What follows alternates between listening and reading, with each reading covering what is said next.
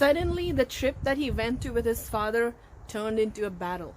This is the story of a young boy who wanted to participate with his father in the Battle of Badr. But he was even smaller than the sword. So his father told him, "No, not yet. You cannot participate in this great battle." But did he give up after that? He used his childhood to learn as much as he can from his fathers. Every time his father would go on a battle, he would sit with him and hear every story about the battle, learn the strategies of the battle, learn about how to, be a better fighter, how to strategize. Battle required a lot of strategy, not just muscle power. So he would learn all that from his father, listen carefully and remember all that.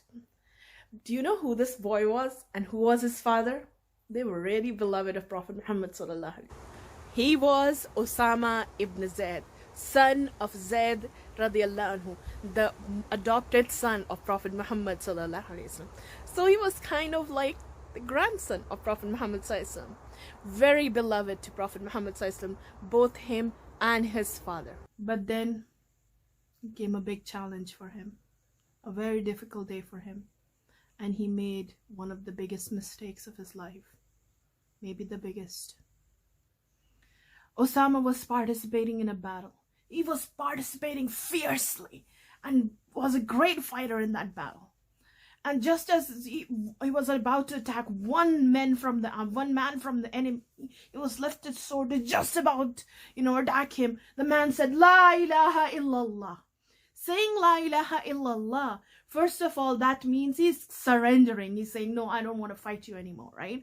And we as Muslims, we don't fight people who don't want to fight us. If they're not attacking us, we don't need to fight them to defend ourselves. And secondly, saying La ilaha illallah also made him a Muslim.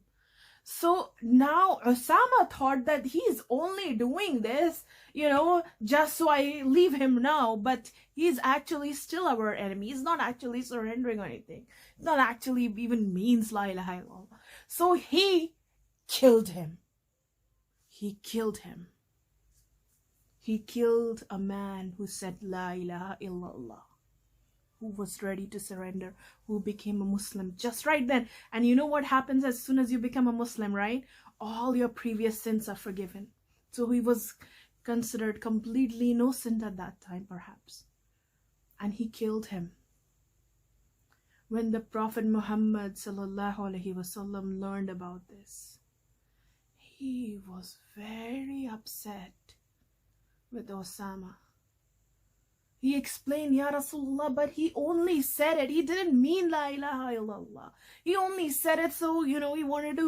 And he was probably right. Maybe that's what he did.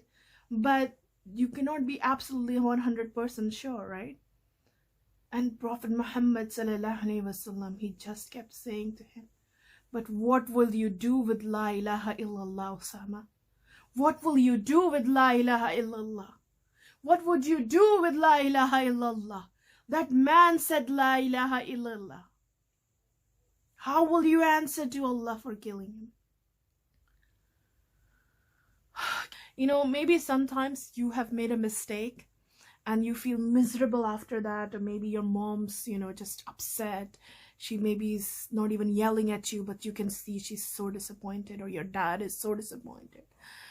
And you feel so miserable. Look, oh, I'm so horrible. I'm so horrible. What have I done? What have I done? Feeling so guilty, so bad. Can you imagine how Osama must have been feeling? And your mistakes are probably, I doubt they're as big as Osama's killing an innocent Muslim man. Killing an innocent man. Can you imagine how Osama must have been feeling? How devastated, and then seeing Prophet Muhammad ﷺ in front of him, so upset with him. Sometimes when we make a mistake, we start feeling like, "Oh, I'm just a terrible person." And then we end up making next one thinking, "I'm bad anyways." And then bad, "I'm just bad, I am just bad," more and more. And we just continue going down the bad track, right? Because we already think we are bad. And Allah doesn't love us, and the Prophet won't love us. We are just a horrible human being, and we just go down the trap of being evil. That's kind of what Shaitan did, right? He made one mistake, then another one, then another one, then another one. But is that what Osama did?